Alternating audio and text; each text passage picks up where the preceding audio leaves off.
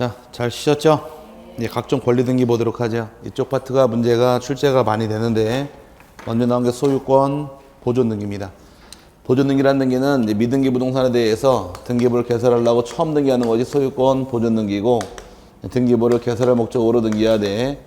처음 개설하게 되면 등기부는 표제부하고 갑구까지만 개설이 들어가고 아직 을구는 개설하지 않습니다. 등기부를 만드는 사유는 표제부하고 일단 갑구까지 만드는 등기가 보존 등기인데, 보존 등기하는 사유가 밑에 보시면 몇 개 나와 있느냐? 세 가지가 나와 있는데 두 개가 중요합니다. 처음 나온 것은 미등기 부동산에 대해서 최초로 원시 취득하는 경우 소유권 보존 등기합니다. 건물을 새롭게 신축했다거나 공유 쓰면 매립제의 경우 보존 등기할 사유로서 인정될 것이고, 이건 뭐 기본 개념이고요. 두 번째 경우는 직권 보존 등기 나와 있죠? 찾으셨나요? 그 직권 보존 등기가 중요한데, 미등기 부동산에 대해서 등기관이 직권으로 소유권 보존 등기하는 경우가 존재합니다.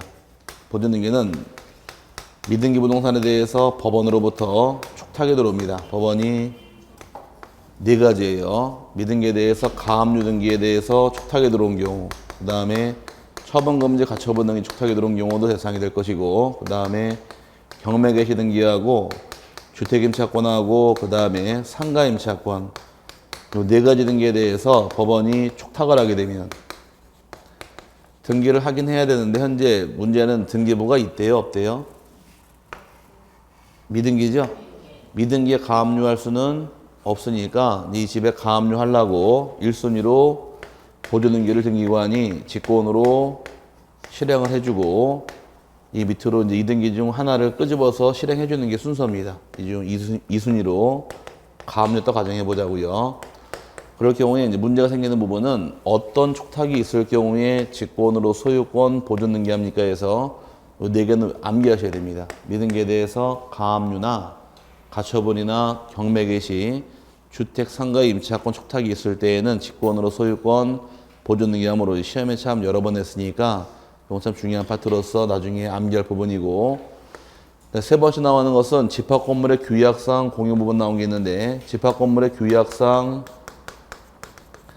공유 부분에 해당하는 것은 얘는 아파트 관리실을 의미합니다.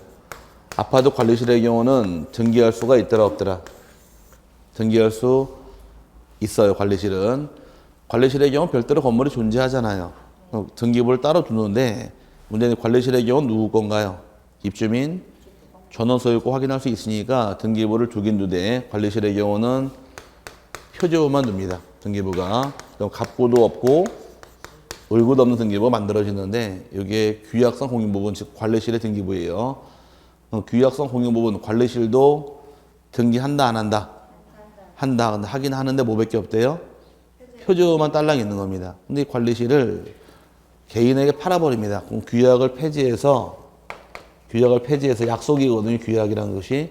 폐지한 다음에 이 관리실을 A라는 자에게 팔아버리게 되면 A가 관리실을 취득했습니다. 취득하게 되면 이제 더 이상 관리실이 아니란 얘기죠. 그럼 건물은 바뀌었나요? 건물은 가만히 있고 지금 뭐가 바뀐 것 뿐이에요. 관리실에서 A께 된 것 뿐이잖아요. 그럼 이제 표제문 가만히 놔두고 여기다가 A 앞으로 등기해 주려고 갑구를 만든 다음에 여기다 A 명의로 처음 등기할 때 어떤 등기합니까? 여기 문제입니다. 규약상 공유 부분이 규약이 폐지가 되어서 구분 소유가 되는 경우는 취득자 앞으로 소유권 보존 등기하는 것이 대상이어서 이 세 가지가 대상입니다. 시험을 내게 되면 이거는 나올 게 아니고 이 두 개로 문제를 내요. 그래서 두 개로 나오다 보니까 두 개 기본적으로 외우셔야 됩니다. 미등기에 대해서 몇 가지 촉탁인가요? 촉탁은 네 가지예요. 가압류, 가처분, 경매 개시, 주택 상가 임차권 촉탁이 있는 경우는 직권으로 소유권 보존 등기한다. 요거는 기본적으로 나중에 암기할 부분이고, 지금 외우라는 얘기 아닙니다. 한 5월달, 7월달 가서 외우면 되니까 한 서너 번 들은 다음에 외우시는 거지, 지금 한 번 듣고 외우려고 그러면 머리 터져요. 그 다음에 집합 건물의 규약상 공유 부분은 대표적 건물이 어떤 게 있더라? 아파트 관리실이 있는데, 이 규약이 폐지가 되어서 공유 부분을 개인에게 팔아버리게 되면 취득한 자 앞으로 무슨 등기할 것? 소유권 보존 등기하는 것이 대상이어서 이 세 가지에서 문제가 잘 나옵니다. 그 다음에 신청인이 정해지는데, 신청인의 경우는 법제 65조에 4명이 나옵니다. 65조에 4명이 나와서 신청할 자격이 법에 다 명시가 되어 있어요. 보조능력이라는 얘기는 내가 하고 싶다고 하는 것이 아니라 법에 나온 자 이외에는 임의로 신청할 자격은 없습니다. 처음 나온 자가 누가 나왔나요? 토지대장, 임야대장 또는 건축물 대장상 최초의 소유자 또는 그의 상속인 또는 그 밖에 포괄승계는 나와 있죠. 첫 번째 신청할 자격은 대장상 최초 소유자가 등기를 신청하는 것이 원칙이고 그자가 사망을 하게 되면 그자의 상속인도 등기할 권한이 인정이 되고 그 밖에 포괄승계인도 등기 신청할 수가 있더라. 이제 이건 외울 건 아니고 일단 풀어드릴게요. 두 번째 경우는 확정 판결을 통해서 자기의 소유권 증명하는 자도 가능할 것이며 세 번째 경우는 수용권 가진 자도 가능하고 네 번째 경우는 특별자치도지사, 시장군수, 구청장 확인을 통해서 소유권 확인된 자도 가능하다 해서 법제 65조에 4명이 명시가 되어 있습니다. 지금 어떤 능기할 목적인가요? 보조 능기할 목적이죠? 그럼 소유자 입장에서도 최초가 돼야 돼, 두 번째가 돼야 돼요. 최초가 되는 겁니다. 처음 등기하는 거니까. 그럼 최초 소유자가 등기하는 것이 원칙인데 최초 소유자가 사망하더라.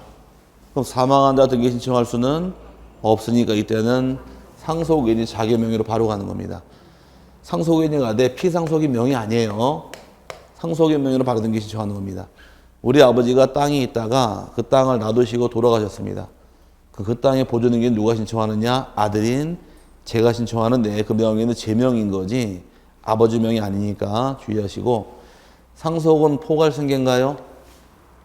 네, 그 포괄승계가 2개가 더 있는데 어떤 게 있을까?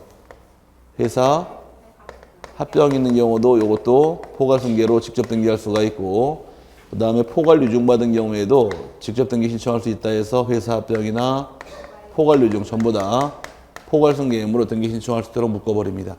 포괄승계가 민법상에서 3개가 있어요. 상속받은 경우도 있고 또 하나가 회사 합병이 있고 포괄유증이 있는 경우에 직접 등기 가능함으로 묶어서 그냥 정리하시면 되고 두 번째가 판결받은 사람도 등기 신청할 수는 있습니다. 판결의 경우는 어떤 판결을 의미하느냐 여기서는 확정 판결이면 다 가능해요. 뭐라고요?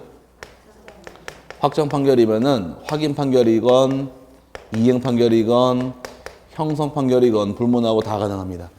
판결받은 자의 경우는 불문하고 다 신청할 수 있기 때문에 확인 판결받은 자이건 이행 판결받은 자이건 형성 판결받은 자이건 등기 신청은 다 가능하므로 판결은 이유를 묻지 않고 판결하고 동일한 효력이 있는 조소까지 인정을 해줘서 등기 신청 인정해 줍니다. 판결받으면 다 가능하다 이렇게 묶어버리면 되고요. 나중에 이제 1월, 3월 가면 세분에 들어갈 겁니다. 지금은 이제 큰 틀 잡으시고 수용권을 가진 자, 수용은 둘로 세분합니다. 미등기 땅을 수용하는 경우도 발생할 것이고 등기된 땅 수용하는 경우도 있더라. 미등기 땅을 수용한다는 얘기는 현재 이 토지가 등기부가 있대요, 없대요? 미등기라는 얘기는 없지요. 없는 경우는 수용권자가 직접 자기 명의로 보조 등기해버리게 되고 이제 수용한 땅이 있는데 이 땅이 등기가 되어 있는 땅입니다. 그럼 등기된 땅은 등기부를 없애고 다시 또 만들 필요는 없으니까 바로 그냥 이전 등기해버립니다. 그럴 경우에 차이점이 나왔죠. 미등기 땅을 수용하게 되면 무슨 등기하시고 보존 등기하는 것이고 등기된 땅은 소유권 이전 등기 방식을 취하다 보니까 2개가 차이가 생겨서 구별하실 부분이고요. 근데 마지막에 나온 것이 특별자치도지사, 시군, 구청장 확인이란 말 나오는데 요거는 어디만 나오는 규정이냐? 요거는 건물로 한정합니다. 뭐라고요? 건물만 대상인 것이 토지란 말은 나올 수가 없어요. 우리가 앞서 배울 때 수업 들으신 분은 기억이 나겠지만이 아니라 까먹었겠지만 새로 오신 분은 이제 제가 볼 때는 새로 오셨죠? 저 처음 뵀죠? 네. 우리 아가씨도 처음 뵀죠? 처음 뵀죠? 수업 들어봤어요? 한 번도 안 들어봤죠? 죽겠죠 지금? 뭔 말인지 몰라서. 네. 이게 말을 알아들으려고 그러면 2달 버텨야 돼요. 그래야지만 이게 이제 슬슬 입력이 되기 시작하지 2달 동안이 이제 공부해서 이거를 할까 말까 고민하는 시기가 2달이에요. 2달이 지나면은 이제 말을 알아듣는데 2달이 안 지나면은 무슨 말인지 몰라요. 법률 용어가 어려워서. 그러니까 2달 동안 참고 버티시면은 이제 나머지 1년을 버틸 수 있는 그 힘이 생기는데 2달을 못 버티고서 이제 죽겠다 그러고서 학원을 빠지시고 안 나오다 보면은 1년 내내 못 옵니다, 학원에. 그러니까 어차피 길 바꾸려고 오신 거 1년 또 나 죽었어 하고 오시면 그냥 자격증은 얻으실 거예요. 제가 네 분 보니까 머리 나쁜 분 안 계신 것 같으니까 1년 하시면 딸 것 같아요. 힘내서 하시되 안 빠지면 됩니다. 그럼 안 빠지면 안 돼요? 되죠. 그러니까 힘내서 하시고 맨 처음에 모른다 할지라도 줄만 열심히 치시되 지금 가신 책은 1월달 되면 다 버릴 책이고 1월달 들어갈 책은 더 깊어요, 내용이. 제목 정도 실어놨기 때문에 이 책은 안 보게 됩니다. 가볍게 그냥 의미만 파악하시라는 얘기지 세부적인 사항이 입력되는 시기는 지금이 아니에요. 한 3번 들었을 때 그때 가서 뭐가 들어오기니까 참고 버티셔야 돼. 나는 이제 가장 걱정스러운 게 젊으신 분들. 내가 원해서 온 사람도 있겠지만 집에서 그냥 놀고 있으니까 부모님들이 너 가서 자격증이나 따와 그래 보낸 사람도 있다 보니까 내가 원해서 오신 분들은 열심히 공부를 하는데 등때 밀려온 사람들은 이걸 해야 돼 말아야 돼 기로에 서가지고서 왔다 갔다 하는데 등때 밀려오든 자발적으로 오든 오신 거니까 그냥 1년 동안만 나 죽었어 공부하시면 그냥 자격증 하나 땁니다. 평생 보험 들어놓는 거예요. 어쨌든 이거 맞아보자고요. 요 건물만 나오는 규정이 있는데 기존에 수업 들으시면 한번 따져보자고. 새로 오시면 같이 설명드릴게요.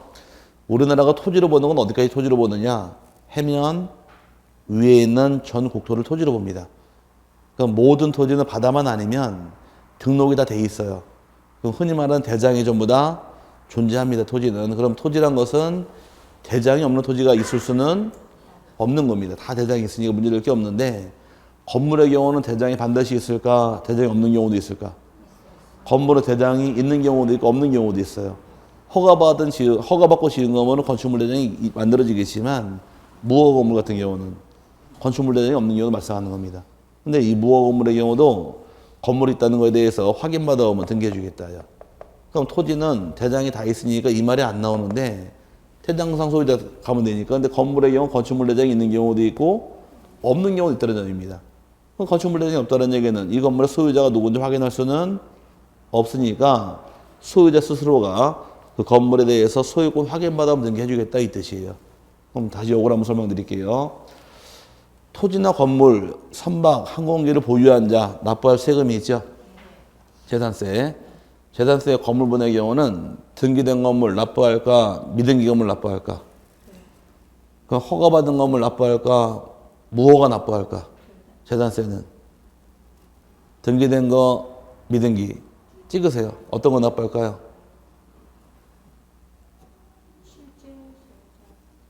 그냥 새로 왔으니까 찍어봐요. 등기된 건물, 미등기 건물 어떤 거 재산세 부과할까? 미등기? 허가받은 거, 무허가 다 냅니다. 등기가 되어 있던 미등기는 허가를 받든 무허가든 재산세 고지서 한 장당 2,000원 이상이면 고지가 다 들어가요. 그럼 허가를 받은 사람이건 무허가든 법을 어기든 간에 저 건물의 재산 가치로 인용되면 내는 세금이 재산세라는 얘기입니다. 그럼 재산세 징수가 들어가려면 그 건물의 주인이 누군가 알아야 돼요, 몰라야 돼요? 알아야 되니까 과세권자인 시군구청장들은 이미 알고 있는 거예요. 그건 확인받아면 등기해주겠다 이 뜻이에요. 근데 무허가 건물 몰래 가등기죠. 등기한다 이 개념이 아니라 불법 건축물로 짓고 살고 있었는데 용도 지역이 바뀐과 동시에 불법이 합법이 되는 경우가 있습니다. 뭐라고요? 불법이 합법이 되는 경우. 예를 들어 이 지역이 농림지역입니다. 집을 질 수가 없잖아요. 근데 무허가로 짓고 살고 있었는데 이 지역이 용도지역이 주거지역으로 바뀌는 경우는 그 건물 인정해 줄 수 있는 경우. 이런 경우를 의미하는 거지 무허가 건물 무조건 등기하는 건 아니라는 얘기입니다. 그린벨트에다 건축행위 금지가 돼 있죠? 근데 그린벨트에서 건물을 지은 거 철거하는 거 본 적 있으세요? 그린벨트 건물 철거할 거 어떻게 철거하느냐? 그린벨트 지역에 이제 건물을 짓게 되면 불법 건축물로 계도장이 날라옵니다. 자진 철거하라고, 원상 복구하라고. 근데 철거가 될까요? 사람 살고 있는데 안 되잖아요.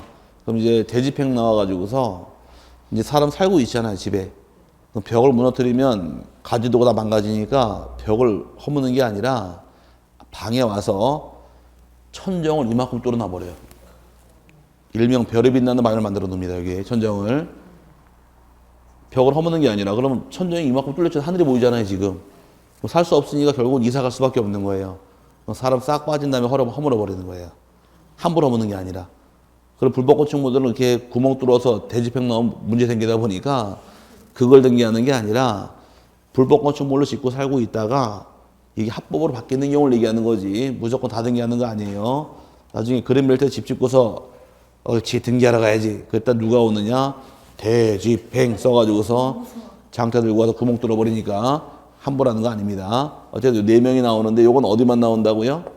건물만 나오는 규정입니다. 그래서 이 큰 틀이 4개가 나오는데 법조문상에서 요거는 건물만 한정한다고 다 명시가 되어 있습니다. 지금은 그냥 이렇게만 이해하자고요. 보조등기라는 등기는 처음 만드는 등기죠. 그럼 소유자 입장에서 누가 돼야 되고 최초가 되더라. 최초 소유자가 사망하더라. 누가 등기하고 상속인이 신청할 수 있는 것이고 또 상속인이 포괄승계다 보니까 회사병, 포괄뇌중 다 가능합니다. 오케이? 판결받은 자, 수용권자 다 가능하되 유독 건물로 한정하는 것이 특별자치도지사, 시장, 군수구청장 확인받은 경우는 뭐만 대상? 건물만 대상이다 보니까 이 차이 나는 것만 주의하시면 됩니다. 그 다음에 밑에 뭐라고 써있나요? 4번의 경우에 건물의 경우로 한정한다. 찾으셨어요? 토지란 말은 나오지 않으니까 주의하시고 등기 실행할 때는 보조등기 하게 되면 어디까지 만드느냐? 표제부하고 가부까지만 개설하는데 이 등기의 참 중요한 특징은 소유권 보조등기라는 등기는 등기 원인이 존재하지 않습니다. 뭐가 없다고요? 등기 원인이 존재하지 않다 보니까 등기 신청할 때 등기 원인도 기재하지 않고 등기부상 등기 원인하고 면허를 기록도 안 해요. 그래서 이제 밑에 보시니까 맨 밑에 표제부 밑에 보니까 갑구에 자연인 나와 있죠. 맨 밑에 등기부 양식에 소유권 보존되어 있고 2014년 9월 6일 제 8252호라고 써 있고 등기 원인 칸에 뭐가 들어가 있나요? 공란인가요? 공란입니다. 왜 공란일까? 등기 원인이 없으니까 기재할 수가 없는 거예요. 그래서 거기가 공란이 있기 때문에 주의하시라는 얘기입니다. 참 중요한 말입니다. 등기 원인이 있더라 없더라? 없다. 원인을 만드는 게 아니라 신청할 자격은 법률에 명시된 자만 신청하는 것이 차이점이 생겨서 등기 원인과 면허를 기재하지 않는 게 이 등기의 특징이므로 주의하시고요. 나중에 시험을 내게 되면 여기는 거의 매회 냅니다. 보존등기는. 등기로 가장 처음 등기고 만드는 가장 중요한 등기니까 거의 매회 냈는데 거의 내는 데가 어디냐? 여기에요. 신청할 자격이 누구인지 아느냐? 그래서 나중에 신청할 지금 만문 보여드린 것이고 프로에 치면 꽉 차요, 이 안에가. 그러니까 할 수 있는 사람 없는 사람 다 따지고서 들어가야 되니까 기본적으로 4명 참고 좀 하시고 나중에 이제 1월달 살 붙으면서 양이 많아집니다. 그 다음에 넘어가시게 되면 이제 소유권 이전 등기란 말이 나오는데 보조 등기 실행한 다음에 이제 소유권 주체가 바뀌게 되면 소유권 넘겨주는 게 소유권 이전 등기란 말 쓰고 이전 등기는 법률행위이든 법률 규정에도 원인은 묻지 않습니다. 주인 바뀌면 무조건 무슨 등기 하셔라? 소유권 이전 등기하게 되어 있는데 종류는 2개가 있습니다. 밑에 보시니까 전부 이전 등기가 있고 또 하나가 일부 이전 등기라는 것이 있더라. 그럼 예를 들어서 전부 이전 등기라는 것은 요 집에 대해서 갑이 소유자가 있고 똑같이 갑이 있다고 가정을 하고 갑이 이 집이 2억짜리 집인데 을에게 매매 계약을 통해서 2억 받고 팝니다. 오케이? 그럼 주인은 누구로 바뀌어요? 을로 바뀌죠? 그럼 을 앞으로 어떤 등기해야 돼요? 소유권 이전 등기 해주겠죠? 이게 소위 말하는 소유권 전부 다 넘어가는 소유권 전부 이전 등기라고 부르는 거예요. 우리가 통상적으로 하는 이전 등기가 2억에 속하는 것이고 반대로 이 집이 2억짜리 집이 있는데 2억 중에서 을에게 1억을 받고 반만 팝니다. 그럼 집을 다 팔았나요? 반만 넘겼나요? 반만 넘기면 이 등기는 갑과 을 공유로 바뀌는 거예요. 파는 갑이 갖고 있으니까 이해 갔어요? 그럼 지금 갑의 소유권 다 넘어갔나요? 지분만 넘어갔나요? 지분만 넘어가죠? 단독 소유가 뭘로 바뀌었다 지금? 공유로 바뀌었잖아요. 이렇게 넘어가는 것을 지분만 넘기는 것을 소유권 일부 이전 등기라고 부르는 겁니다. 그럼 소유권 일부 이전 등기라는 것은 말 그대로 뭐가 넘어가는 것? 지분 넘어가는 것. 오케이? 그럼 단독 소유가 공유로 바뀌는 경우를 소유권 일부 이전 부릅니다. 그럼 등기 신청할 때 뭘 적어야 될까? 넘어가는 지분이 얼마큼인가? 지분을 기재하게 될 것이고 그 다음에 갑과 을 간에 공유관계를 맺으면서 우리 공유물 쪼개지 말자라고서 공유물을 분할하지 않기로 특약을 맺을 수가 있어요. 그 특약을 공유물 불분할 특약이라고 부르는데 특약은 몇 년 범위 내에서 5년 범위 정할 수 있겠죠. 특약만 등기하면 되기 때문에 여기서 또 한 질문 나옵니다. 한 질문 나오는 것은 단독 소유가 공유로 바뀌죠. 이걸 뭐라고 불러요? 소유권 일부 이전 등기를 한다. 그럼 등기 신청할 때 뭘 적어야 됩니까? 넘어가는 지분을 기록한다. 이거밖에 안 물어봐요. 근데 이거 사례만 기억하시면 되는 겁니다. 소유권 일부 이전 등기는 어디에서 어디로 바뀐대요? 단독에서 뭐로 바뀌더라? 공유로 바뀌는 걸 소유권 일부 이전 그럽니다. 그래서 단독 소유가 공유로 갔다는 얘기는 지분 넘어가는 것을 소유권 일부 이전에서 여러분 교재에서 소유권 일부 이전 등기라는 것은 뜻이 단독 소유를 공유로 하거나 이미 성립하고 있는 공유 지분 또는 그 일부를 단순히 이전하는 것을 말한다 규정하고 등기 신청할 때는 소유권 일부 이전 등기 신청하는 경우에는 신청 정보에 그 지분을 표시하고 만일 등기 원인에 공유물 불분할 특약이 있을 때는 이를 기록해야 한다 나오는데 한 제목밖에 안 나옵니다. 한 제목 나오는 것은 넘어가는 지분을 기록해야 한다밖에 안 물어보니까 뜻만 기억하시면 돼요. 단독이 뭘로 바뀌는 거? 공유로 바뀌는 거 뭐라고 부른다? 소유권 일부 이전이라는 데로 자꾸 넘어가시면 되고요. 그 다음에 수용에 의한 소유권 이전 등기란 말이 나오는데 다 토지 수용에 있는 경우는 수용권자가 등기할 때 어떻게 등기할 것이냐. 수용은 법률 규정이고 등기 신청은 단독 신청합니다. 수용권자가 단독 신청할 등기이고 하지만 다만 수용권자가 일반적인 사업자가 아니라 관공서, 국가나 지자체가 수용을 하게 되면 이때는 촉탁을 통해 등기하는 것이 여기에 또 예비 규정이에요. 원칙은 어떻게 등기하는 게 원칙이래요? 단독 신청이 원칙이고 예외는 촉탁이 또 예비 규정이 됩니다. 단독이라는 얘기는 등기 의무자가 있다 없다? 없다. 의무자가 없다는 얘기예요. 자, 새로 왔으니까 권리자가 있고 취득하는 자가 있고 뺏기는 사람이 있어요. 그럼 취득하는 사람을 등기 권리자라고 부르고 권리 잃는 사람 등기 의무자라고 불러요. 그럼 취득하는 자가 있고 잃는 사람이 있으면 둘이 같이 가는 게 원칙인데 수용은 믿을 수가 있는 법률 규정이니까 혼자만 가는 겁니다. 그럼 여러분 땅을 제가 사업하려고 수용을 했을 경우에 제가 취득했죠? 수용을 때 취득하게 되면 여러분하고 등기 같이 가는 게 아니라 제 혼자 신청하면 되는 거예요. 수용을 두려울 필요는 없다는데 이제 수용을 서울시나 노원구가 수용해버리게 되면 이때는 관공서 등기를 촉탁이라고 부르는 거예요. 그럼 일반적인 사업 시행자는 단독 신청할 등기고 관공서 입장에서는 촉탁으로 들어오는 겁니다. 그럼 단독 신청하는 얘기는 등기 의무자가 없으니까 등기필 정보나 또는 인감은 제출할 필요 없다가 원칙이에요. 둘 다 제출할 필요 없는 반면에 그럼 뭘 내야 되느냐? 수용이 있는 경우는 원칙이 협의 수용이 원칙이다 보니까 협의 성립 확인서, 협의서나 또는 재결서를 제출해야 돼요. 내야 될 것이고 이거 별도로 내야 될 서류가 토지 소유자 와라 올 필요 없다. 없죠? 그럼 소유자에게 피해 방지를 위해서 토지 소유자의 보상금을 지급했음을 증명할 수 있는 서류나 또는 보상금을 공탁했음을 증명하는 공탁서가 첨부가 되면 단독 신청할 수 있습니다. 그 보상금을 줬다는 얘기는 소유자에게 대금 줬죠? 돈 줬으면 등기 가지고 갈 수도 있다가 되는 겁니다. 그 다음에 이제 수용권자가 돈 줄 거 다 준 다음에 단독으로 자기 명의로 소유권 이전 등기를 합니다. 이제 수용에 의한 취득 형태는 수용 법률 규정이자 얘는 원취득이에요. 뭐라고요? 수용은 원취득입니다. 원시란 얘기는 어떤 등기하는 게 원칙이에요? 보존 등기가 원칙이지만 등기된 부동산은 이전 등기 방식을 취하다 보니 여기 특색이 있는 겁니다. 이런 모양새가 있는 게 하나 더 있는데 취득시효라는 걸 들어보셨어요? 취득시효는 20년간 점유한 다음에 등기하면 취득하더라. 그럼 이 등기를 취득하는데 이 시효 취득도 취득은 원시 취득입니다. 하지만 등기는 무슨 등기하더라? 소유권 이전 등기합니다. 두 개가 특이한 점이에요. 취득이 원시 처음 취득했다는 얘기는 등기도 소유권 보존 등기하는 게 원칙이지만 시효 취득하고 수용 있는 경우는 보존 등기하지 않고 이전 등기하는 것이 특색이에요. 주의하시고 지금 왔다 갔다 할 텐데 그냥 수용은 취득이 어디에 속한다? 원시 취득에 속한다고 기억하시고 그럼 처음 취득하다 보니까 수용권자 이전 등기를 하게 되면 등기부상 모든 권리 원칙적으로 전부 다 직권으로 말소합니다. 직권 말소하더라. 예외적으로 직권 말소하지 않는 게 있어서 문제가 되는데 다음 페이지 넘어가시면 이제 여기는 허당이고 여러분이 외울 것은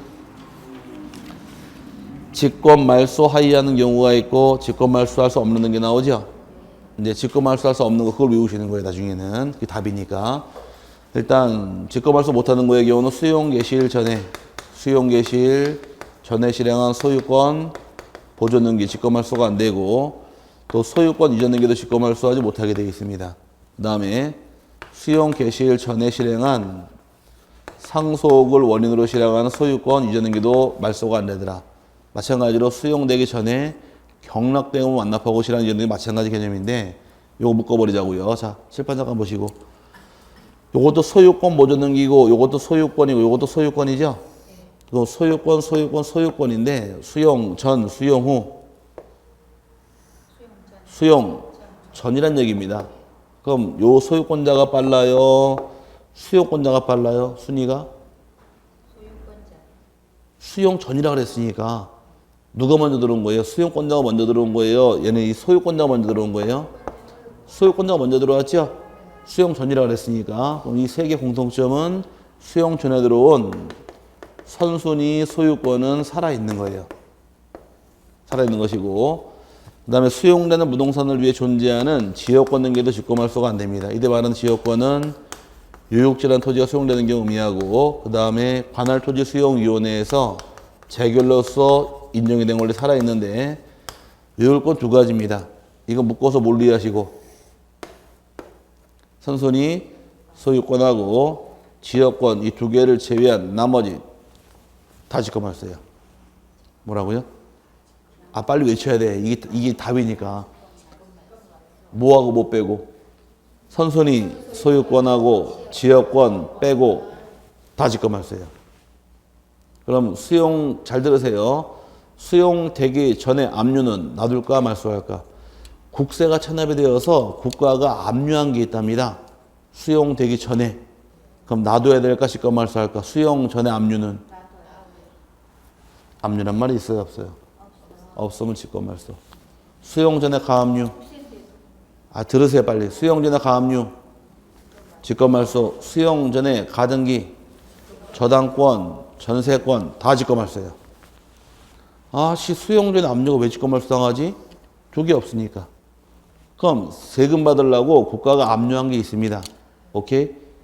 국가가 압류한 게 있는데 돈 받으려고 이 땅이 수용이 되면서 그 압류가 직권말소 당했대요. 그죠?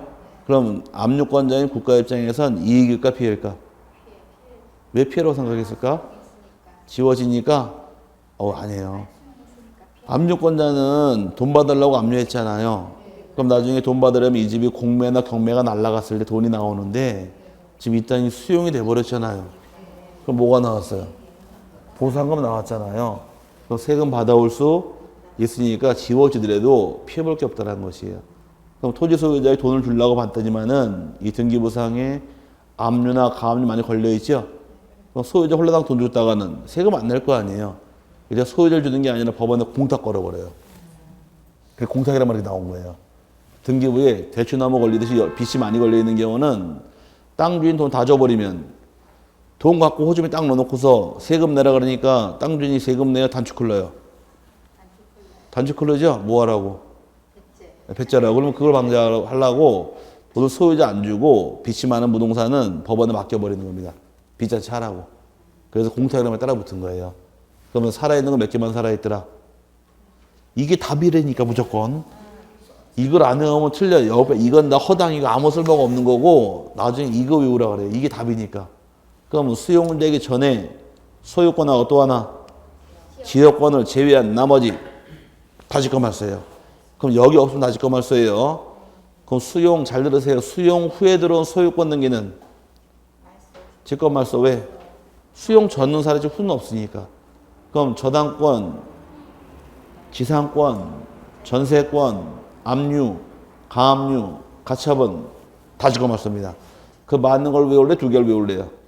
이게 낫겠죠. 그래서 그 박스 보니까 써 있는 것이 직권말소 하는 거 보니까 수용토지 위에 관한 지하물권, 지성권, 지상권, 지역권, 전세권, 저당권, 권리질권, 임차권 다 직권말소. 수용일 이후에 소유권 이전 등기도 직권말소. 수용, 가등기, 압류, 가압류, 가처분 및 수용일 이후에 경리된 소유권 이전 등기 다 직권말소하는 겁니다. 그 많은 걸 다 외울래요? 아니면은 기역, 리을 묶어서 뭘 이해하시고 수용전에 소유권하고 지역권 그 두 개 외울래요? 두 개가 답이에요. 그게. 그러니까 그 두 개 나중에 외우셔야 돼요. 수용은 여기밖에 문제 안 걸어요.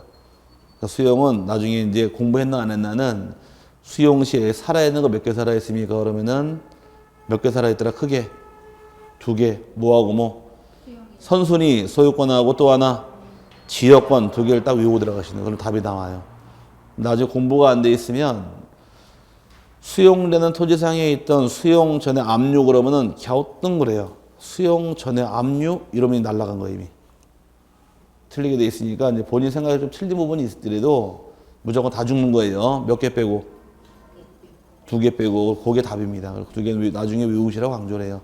근데 지금 공부하는 데 부분이 어딘지 시험 내는데 어딘지 그것만 찾고 가시라는 얘기입니다. 수용은 시험을 내게 되면 다른 것들은 다 그냥 복이에요.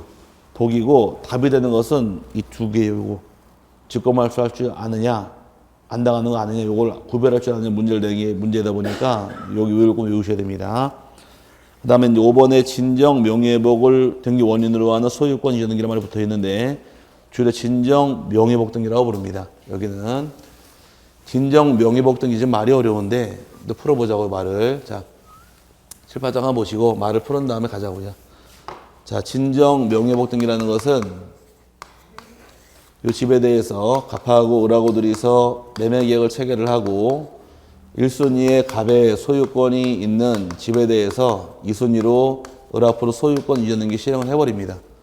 매매계약 체결한 다음에 대금을 다 지불하고 등기를 가져왔어요. 을 앞으로 다 끝났는데 문제는 다 끝난 이후에 이 매매계약 자체가 무효나 또는 취소나 해제가 되는 경우는 매매계약이 무효가 됐다는 얘기는 등기도 무효일까 등기는 유효일까? 매매계약을 통해 집을 샀는데 매매계약이 무효가 돼버렸답니다. 그럼 등기도 무효이냐 아니면 등기는 유효하냐 이걸 물어보는 게 문제예요. 지금은 등기는 유효일까 무효일까 괜찮아요. 뭘 말해도 맞아요.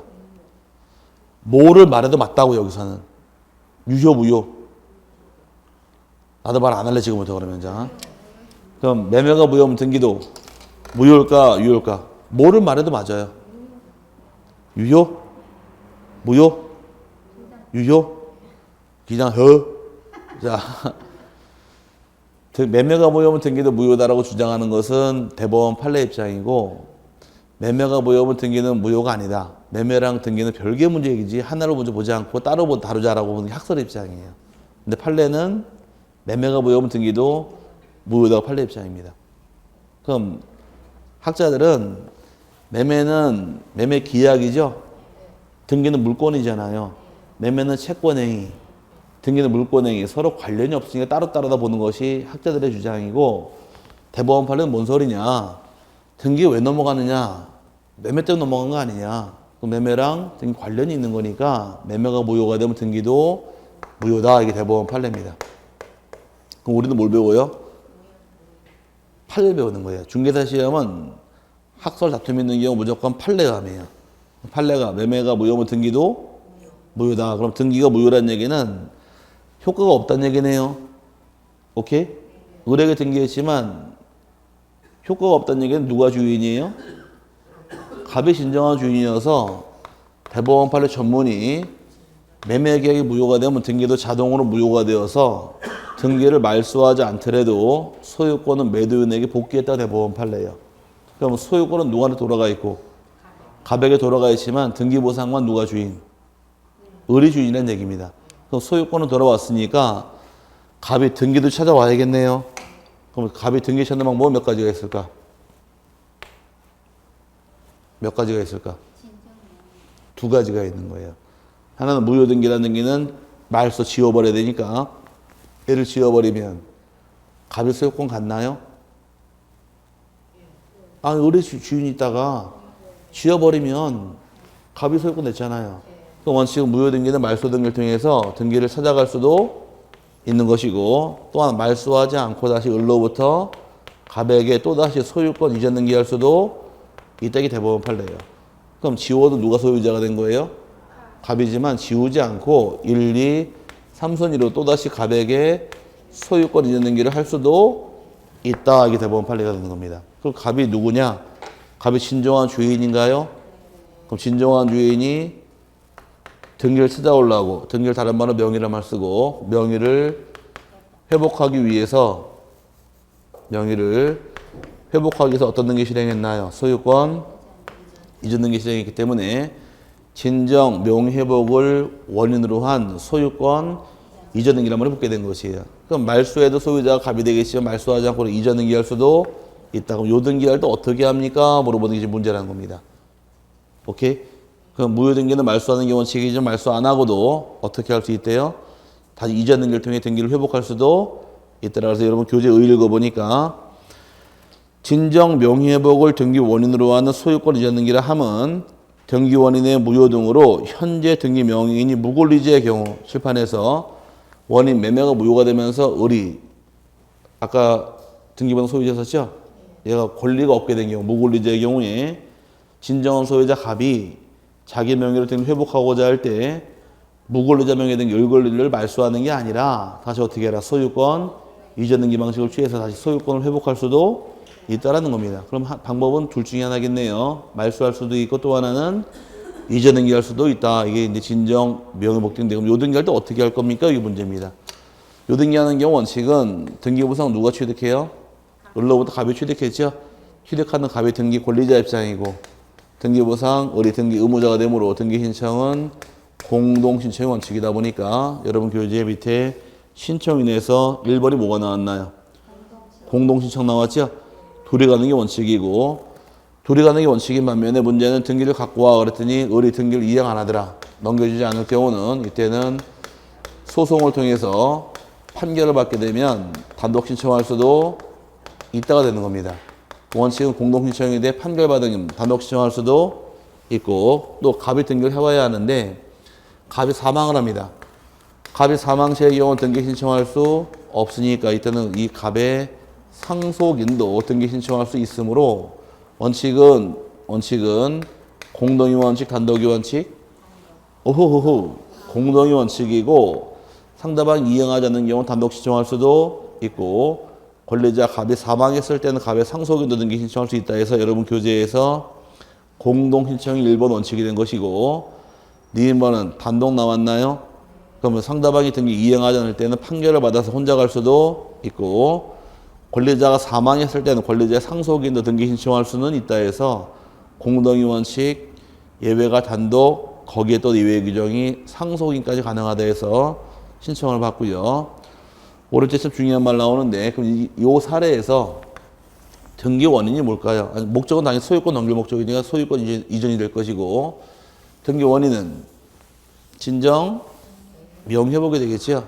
여기서 원인은 진정 명의 회복이라고 기재합니다. 잘 들으셔야 돼요. 원인 뭐로 기재했다고요? 진정 명의 회복. 그럼 실제로 원인이 있을까 없을까? 실제로 원인은 없습니다. 여기서는 이게 맥이에요. 원인은 뭘로 기재하시고? 진정 명의 회복이라고 적었지만 실제로 원인이 없다는 겁니다. 그래서 원인은 진정 명의 회복 적었지만 원인 일자는 날짜는 적을 수가 없는 거예요. 자, 여기 들어와서 보자고. 자, 왜 그런가? 이거 아시면 되자. 갑과 을이 매매 계약을 통해서 갑의 소유권을 을에게 넘겼죠? 순서적으로. 그럼 을이 취득한 원인은 뭐예요? 매매. 원인이 매매가 있었는데 매매가 무효, 유효. 무효. 매매한 효과가 없다는 얘기입니다. 없어졌으니까 다시 소유권을 찾아올 거예요. 갑이 다시. 그럼 갑이 소유권 찾아오기 위해서 둘이 계약 또 체결한 거 있어요? 없잖아요. 그럼 원인이 실제로 없다는 얘기예요. 그래서 교재에 보니까 뭐라고 써있나요? 진정 명회복으로 기록하나 실제로 등기 원인이 존재하지 아니하므로 등기 원인 일자는 기록할 필요가 없다요. 원인이 없으니까 날짜도 없는 겁니다. 그럼 단순히 그냥 진정 명회복 적은 것은 형식상 적은 것뿐인 거 실제로 있어서 적은 것은 아니란 얘기니까 그 나름대로 중요한 겁니다. 원인은 뭘로 기재한대요? 진정 명의회복. 하지만 실제로 원인이 있는 게 아니기 때문에 날짜 기록하지는 않습니다. 그 다음에 첨부정보에서 원칙은 등기 원인이 없으니까 등기 원인 정보도 존재하지 않는 게 원칙이에요. 하지만 판결일 경우는 판결문 내는 게 예외 규정이지 그거 아예 손댈 건 아니고요. 공동 신청하는 경우 누가 등기 의무자예요? 여기서 둘이 갈 때 의무자는 등기부상 의리 등기 의무자죠. 의리 등기부상 소유자 입장이다 보니까 소유권자 내야 될 서류 등기필 정보랑 인감은 기본적으로 둘 다 내는 게 원칙입니다. 그래서 니은번 지문처럼 공동 신청하는 경우는 등기 의무자의 등기필 정보와 인감 증명을 첨부해야 한다. 공동은 소유권자인 의리 등기 의무자가 되니까 낼 거 다 내야 됩니다. 마지막에 그러나 줄쳐놓을 것이죠. 토지거래 허가증이나 농지 취득 자격 증명 검연을 받을 필요가 없다요. 왜 그러느냐? 등기 원인이 없기 때문에 그런데 지금 나온 것이 토지거래 허가증도 제출할 필요 없고 농지 취득 자격 증명 제출할 필요 없고 검연도 받을 필요 없다고 규정합니다. 이건 이제 아직 공법을 안 배워서 헷갈리는데 간단히 설명만 드릴게요. 허가는 언제 받느냐? 유상계약이 원인이 되는 경우일 때 허가를 받는 거예요. 그 다음에 농지취득 자격 증명은 법률행위를 원인으로 취득하는 경우, 법률행위가 원인인 경우 제출하게 되고 법인은 계약이 원인인 경우예요. 받는 경우가. 그러면 토지거래 허가 언제 받으시라고요? 유상계약이 원인인 경우. 혹시 토지거래 허가제 배웠어요? 공법 시간에? 공부할 때 토지거래 허가제 배우셨냐고요? 네? 배웠죠? 근데 허가 받는 건 유상계약, 무상계약? 유상계약이 원인일 때 허가를 받으라 그랬으니까 무상계약은 허가받지 않는 것이고 농지취득자격증명은 법률행위가 원인일 때 그 다음에 검인은 계약이 원인일 때 여기 나온 말이 뭔가요 지금? 원인이란 말이 나오면 이걸 받는 거예요. 근데 여기 등기 원인이 실제로 있더라 없더라? 없으니까 다 받을 필요가 없는 거예요. 여기서 이게 맥이에요. 원인이 있대요 실제로? 없죠? 그 원인이 없으니까 날짜를 기재할 수가 없는 것이고 또 유상계약이 원인이 아니잖아요. 허가증 첨부할 필요도 없는 것이고 그 다음에 법률행위 이거는 법률행위 아니잖아요. 그럼 농지취득자격증명 첨부할 필요도 없는 것이고 계약이 원인이 아니고 친정 명예복이 원인이고 실제로 원인이 없다 보니 다 필요 없는 거예요. 그래서 이게 다 필요 없는 이유가 뭡니까? 이 모든 거를 한 방에 딱 묶어서 답을 만드는 것이 바로 뭐다? 실제로 등기 원인이 없다. 이게 맥입니다. 그래서 눈에 안 보이는 게 이게 맥이어서 주의하시고 지금은 세부적인 사항보다 마찬가지로 똑같이 이렇게 이해하시면 돼요. 자, 이거 뜻만 하자고. 매매계약이 무효가 되면 등기도 무효다. 그럼 무효 등기는 말소하는 게 원칙이죠. 말소하지 않고 다시 이전 등기할 수가 있는데 그 등기를 진정한 주인이 명의를 회복하기 위해서 실행하는 등기를 뭐라고 부르더라? 진정 명예회복을 등기 원인으로 한 소유권 이전 등기란 말을 붙게 된다. 이렇게 말뜻좀 이해하고 넘어가시면 될 겁니다. 그 다음에 이제 6번째 환매특약 등기. 환매특약 등기라는 것은 환매권의 뜻인데 환매권이라는 건 어떤 권리인가요? 다시 4, 5기로 약정하는 환매권입니다. 지금 가볍게 말만 설명드릴게요. 아직 환매권 아직 안 배웠죠? 민법 시간에 배웠어요? 아직 안 배웠으니 가볍게 들으세요. 그냥 지금 떠드는 내용은 민법 공부가 되면 대부분 다 쉬워져요. 민법 공부가 안 돼 있으니까 그냥 가볍게 들으시고 민법 한 번 듣고 나면 그때 대화가 될 겁니다. 이제 항상 모든 법의 바탕은 민법이에요. 환매란 것은 다시 4, 5기로 약정하는 환매권인데 환매는 팔을 때 계약을 동시 체결해야 됩니다. 그럼 이 집에 대해서 갑하고 을하고 들이서 매매 계약을 체결을 하면서 을 앞으로 소유권 이전 등기하기로 계약을 체결하고 동시에 내가 다시 사오겠다고 환매특약을 맺는 것이 이게 차이점이에요. 그럼 환매 등기를 신청할 수가 있는데 환매권은 물권인가요? 채권인가요? 환매권은 채권이죠. 왜 채권이더라? 물권 안에 없으니까. 그럼 채권 등기하는 이유는 제3자에게 대항하려고 등기하는 겁니다. 뭐라고? 대항하려고. 성립할 목적은 아닌 거예요. 대항하려고 등기하는 것이 목적인데 그럼 이 계약은 매매계약과 환매특약은 반드시 계약을 동시에 체결합니다. 계약을 동시에 체결하고 등기 신청도 이전 등기랑 환매 등기는 반드시 동시에 들어와야 돼요. 동시에 들어오는데 아까 오늘 배울 때 신청 들어올 때 접수는 반드시 받으실 것. 오케이? 접수받을 때 등기 한 건당 접수번호 하나씩 부여하는 게 원칙이 돼. 동일한 부동산에 대해서 여러 개 신청이 같이 들어온 경우는 접수번호를 같이 부여하더라. 그걸 다른 말로 뭐라고 부르더라. 하나 쓴 게 환매라고 하고 쓰십시오라고 기억나세요? 예, 환매 등기는 같이 들어와요. 그럼 이전 등기도 한 건의 등기이고 환매도 한 건의 등기인데 두 개는 반드시 동시에 들어옵니다. 동시에 들어오다 보니까 이 두 개 등기의 접수번호는 동일하게 부여하는 것이 이게 나름대로의 효과입니다. 동일하게 부여시키는데 문제는 그러면 등기 신청할 때 신청서를 내게 되어 있는데 신청 정보를 그럼 따로따로 내야 되느냐 하나로 묶고 신청할 수 있는 이게 또 문제입니다. 이전 등기도 한 건의 등기이고 이것도 한 건의 등기 별건의 등기입니다. 별건의 등기인데 이거 신청서를 하나로 묶고 신청할 수 있느냐 따로 가야 되느냐 여기 또 문제예요. 두 건의 등기를 묶어서 같이 가는 것을 일괄 신청이라고 부르는 일괄 신청은 안 받아줍니다. 왜 그러느냐? 일괄 신청하려면은 가출 요건은 세 가지 있다고 배웠어요. 등기소가 일단은 같아야 되고, 등기 원인이 같아야 되고, 등기 목적이 같아야 하더라. 요 세 가지가 동일하면 일괄 신청할 수가 있는데, 요 세 개가 동일하냐, 동일하지 않느냐 찾아가는 겁니다. 지금 하나의 집이니까 등기소는 같겠죠? 그 다음에 등기 원인은 이전 등기하기는 원인은 매매가 원인이고 환매 특약 등기는 원인이 환매니까 원인이 매매와 환매 다르니까 원인 다르고 목적은 소유권 이전 목적, 환매 특약 목적 다르다 보니까 일괄 신청 허용하지는 않으니까 등기 신청할 때 신청서는 따로따로 내야 됩니다. 몇 장 내야 돼? 신청서? 2장을 내야 돼요. 신청서는 따로따로 몇 장 가져와라? 2장의 신청서로 신청하는 거지 한 장으로 묶어 신청할 수는 없으니까 주의하십니다. 그 다음에 환매 등기 신청할 때는 매매와 입장이 반대다 보니까 매매 계약 토지 등기할 당시에는 매수인이 권리자 입장, 의무자 입장, 취득하는 자니까 매수인 취득하는 자 권리자죠. 매매 계약은 환매는 입장이 뒤집어지는 거예요.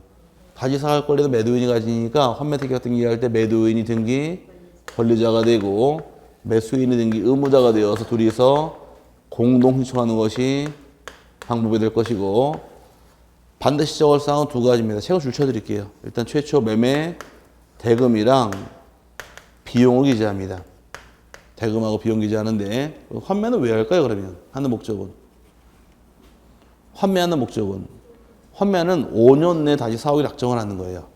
지금은 팔았지만 몇 년 내? 5년 내에 다시 사오겠다고 환매의 뜻이에요. 왜 그럴까? 하는 목적은 이게 담보 기능을 합니다. 무슨 기능? 담보 기능. 그럼 내가 부동산이 있더라. 은행에 담보 정하고 돈을 빌리게 되면 이전해야 되잖아요. 또 담보 비율 만큼 다 주나요? 안 주죠? 근데 이 건물을 팔아서 매매대금 받아서 잘 사용을 하고 나중에 돈을 갚는다는 생각으로 원래 매매대금 주고 소유권 가져오게 되면 그동안 집값만큼 돈을 융통해 쓸 수가 있었잖아요. 그런 기능이 담보 기능이에요. 그럼 매수인 입장에서는 매매대금 1억 주고 샀는데 5년 후에 다시 매도인이 1억 주고 사가겠답니다. 비용까지 주고서. 그럼 집값은 올랐는데 돈 받는 거 있어요? 없잖아요. 그럼 매수인 입장에서 기분 좋을까 나쁠까? 상관없어요. 왜? 5년 동안 이 집을 임대 놓으면서 임대 수익 얻으니까. 그러면 매도인은 매매대금 받고 집 넘겼죠? 그만큼 돈을 쓰면서 이자 지급하려면 없는 것이고, 오케이? 매수인은 이자를 안 받는 대신에 임대를 받잖아요. 그럼 서로 까부친 걸로 치면서 이제 끝나버리는 거예요. 근데 5년 지날 때까지 이 집 안 사가 버리면은 이 집은 읊게 돼버리는 겁니다. 그럼 사갈 권리는 누구한테 있는 것이고, 가백인데 그거를 알리기 위한 게 등기라는 것이에요, 지금. 그럼 이제 등기할 때는 얼마 주고 샀는지를 적어야 되는 겁니다. 그래 그 돈 주고 다시 사오니까. 그럼 매수인 쪽에서 그 돈 주고 다시 팔더라도 그동안 임대를 받은 게 있죠. 그래서 나중에 민법 공부할 때 이자, 매도인이 돈 융통에 썼잖아요. 이자 부분하고 매수인이 임대받은 임대료하고 쌤 서로 깐 걸로 본다. 그래서 법에서 상기했다 말했어요. 상기한 걸로 보기 때문에 이자 지급할 의무는 없는 겁니다. 그러면은 이 건물주인 입장에서 돈 융통했을 때 편안하게 돈 융통했을 수가 있다는 말이 되는 것이고 환매 기능이 있다는 것이에요. 이해 갔어요? 그리고 이걸 다른 말 나중에 민법 공부할 때 매도 담보라고 불러요. 뭐라고요? 매도다 뭐 팔아가지고 담보로 쓰는 겁니다. 기능이 같죠? 그럼 이제 두 개를 적어라 적는 게 저 기절 사이고 등기를 실행하게 되면 등기는 이전 등기라는 등기는 언제나 얘는 주등기를 실행하게 되고 얘는 언제나 부기 등기를 실행합니다. 일단 등기 한번 실행해 보자고요. 그럼 1순위에 갑의 소유권이 있고 아직 깊은 데 안 들어갈게요. 소유권이 있고 매매 계약을 통해서 을에게 팔았습니다. 그럼 을 앞으로 어떤 등기 해줘야 돼요? 소유권 이전 등기. 그럼 2순위로 을 앞으로 소유권 이전 등기를 실행을 합니다. 그럼 환매 특약 맺은 거는 갑이 환매권을 가졌죠. 언제나 부기 등기다 보니까 2에 부기 1호로 갑명의로 환매 등기 실행하는 게 여기에 차이점이에요. 환매 등기는 언제나 부기 등기입니다. 예전에 배울 때 주등기 부기 등기는 시간이 지나면 외워집니다. 뒤에 배우니까. 환매권 등기는 언제나 무슨 등기 방식? 부기 등기다 이렇게 하나씩 외우고 나가는 겁니다. 부기 등기로 환매권이 태어나서 환매권이 지금 실행이 돼버린 거예요. 실행된 이후에 환매 기간은 몇 년이라고요? 요거 중요한 거 빼버리고 마지막 설명드릴게요. 5년이란 기간은 환매권자가 환매권을 행사할 수도 있고 행사하지 않을 수도 있습니다. 행사에도 환매권은 죽고 권리는 행사에도 죽어요. 5년이란 기간 경고에도 죽습니다.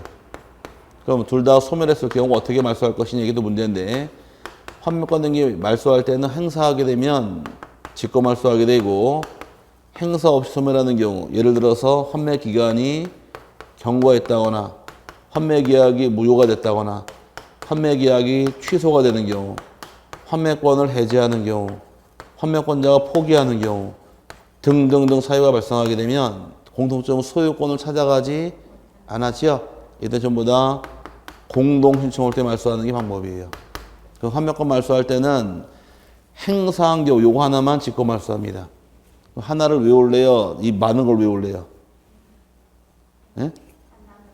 이게 답이에요. 이건 다 복이고 하나밖에 없으니까.